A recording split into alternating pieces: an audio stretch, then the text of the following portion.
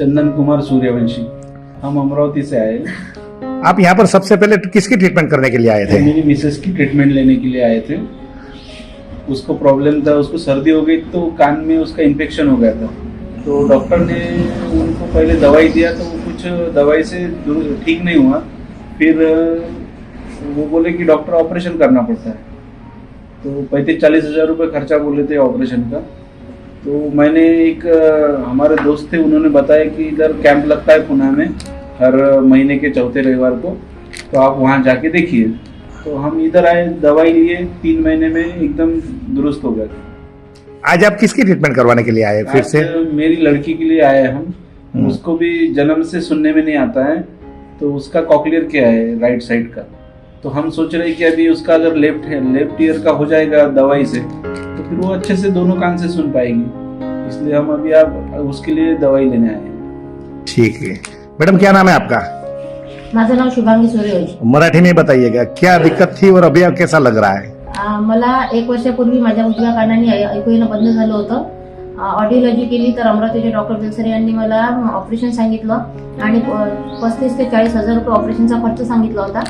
त्यानंतर माझ्या मिस्टरांना इथला कोणीतरी पत्ता दिला आणि आम्ही इथे आलो. इथून औषध घेऊन गेलो तर मला 3 महिन्याच्या आतमध्येच या औषधीने खूप फरक पडलेला आहे आणि माझं कानाचं जे बधिरपण होतं ते नाहीसं झालेलं आहे आणि मला आता दोन्ही कानांनी सारखं ऐकू येत आहे. तर ही औषधी एक पेशंटसाठी वरदान म्हटलेलं आहे, तर खरंच वरदानच ठरलेलं आहे. आणि आता आम्ही मुलीचं ट्रीटमेंट करण्यासाठी मला फायदा झाल्याच्याने आम्ही आमच्या मुलीचं ट्रीटमेंट करण्यासाठी इथे आलेलो आहोत. तर आता अशी आशा करतो की तिचा पण एक कान औषधीने या पूर्ण बरा होईल, कारण तिचा एका कानाचा कॉकलियर झालेला आहे.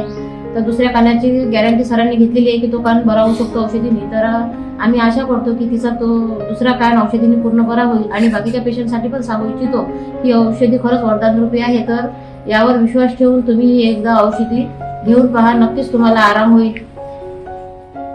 तो पूरे भारत में तो बहुत सारे पेशेंट है, उनके लिए आप क्या कहेंगे? तर मी हे सांगू इच्छितो की या औषधीवर विश्वास ठेवून कुठलीही शंका न बाळगता पेशंटनी इथला ही औषधी घ्यावी. आणि मी डॉक्टरांना सांगू इच्छिते की जमत असेल तर आमच्या अमरावतीला सुद्धा महाराष्ट्रामध्ये हा कॅम्प घ्या, कारण तिथे सारे खूप पेशंट आहे जे पुण्याला पोहोचू शकत नाही. काही आर्थिक परिस्थितीमुळे येऊ शकत नाही, काही राहण्याच्या अडचणीमुळे येऊ शकत नाही, काहींना समजत नाही म्हणून येऊ शकत नाही. तर अशा पेशंटसाठी काहीतरी उपाययोजना करून तुम्ही अमरावतीमध्ये जर हा कॅम्प घेऊ शकत असाल तर बऱ्याच पेशंटना सुद्धा या ट्रीटमेंटचा फायदा होईल आणि त्याचं पुण्य तुम्हाला पण लाभेल.